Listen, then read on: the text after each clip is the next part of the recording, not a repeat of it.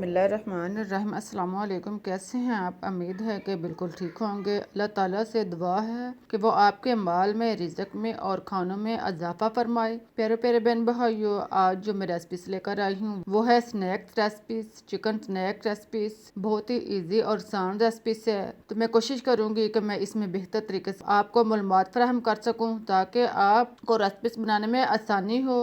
तो चलते हैं और शुरू करते हैं अपनी आज की रेसिपीज। इसके लिए कढ़ाई में मक्खन 1 चम्मच डालें और इसे गर्म होने पर 2 चम्मच ऑयल शामिल करें। जब ऑयल अच्छी तरह गर्म हो जाए तो इसमें 1 अदद प्याज कटा हुआ शामिल करें और साथ में शिमला मिर्च कटी हुई 1 अदद डालने के बाद गाजर 2 अदद कटी हुई शामिल करें। बंद गोभी 1 कप डालने के बाद इसको मिक्स करें और इसे 3 से 4 मिनट तक हल्का सा फ्राई कर लें। अब इसमें नमक 1 चम्मच या टेस्ट के मुताबिक यूज़ करें।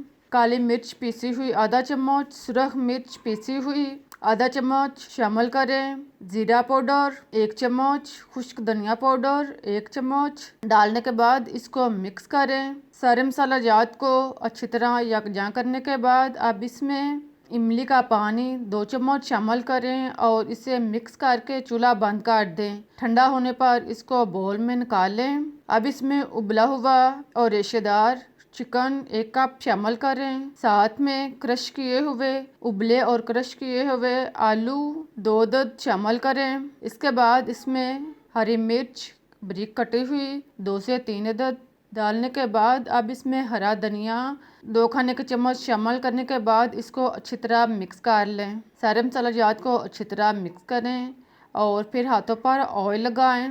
इसके बाद थोड़ा सा चिकन अमेज़ा लें और इसको हाथ पर इसको घुमाकर इसके स्नैक्स तैयार कर लें। देखें ये इजीली स्नैक्स जो हैं वो तैयार हो चुके हैं। सारे स्नैक्स जो हैं तैयार करके अब एक बर्तन में मैदा 2 से 3 चम्मच डालें और साथ में आधा रिक्वायर्ड पानी डालने के बाद इसको अच्छी तरह मिक्स करें और फिर इसमें 1 चुटकी नमक और काली मिर्च 1 चुटकी शामिल करें। अब स्नैक्स जो हमने तैयार किए हुए हैं इनको मैदे में रोल करें। इसके बाद इसको ब्रेड क्रम्स में अच्छी तरह रोल करें। चारों साइड से इनको रोल करने के बाद अब हमारे स्नैक्स जो हैं वो बिल्कुल रेडी हो चुके हैं। सारे स्नैक्स को इसी तरह तैयार करें और अब हम इनको फ्राई करते हैं।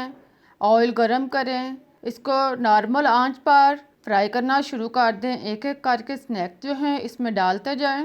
स्नैक डालने के बाद इसको 1 से 2 मिनट फ्राई करें और फिर इसकी साइड चेंज कर दें ताकि दूसरी साइड से बल्कि चारों साइड से अच्छी तरह फ्राई हो जाएं। जब स्नैक्स चारों साइड से ब्राउन हो जाएं तो इनको निकाल लें। देखें कितने मज़ेदार और टेस्टी लग रहे हैं। आई होप कि आपको मेरी रेसिपी जो है पसंद आई होगी। अगर पसंद आई है तो लाइक और शेयर ज़रूर करें और मेरे चैनल को सब्सक्राइब करना ना भूलें।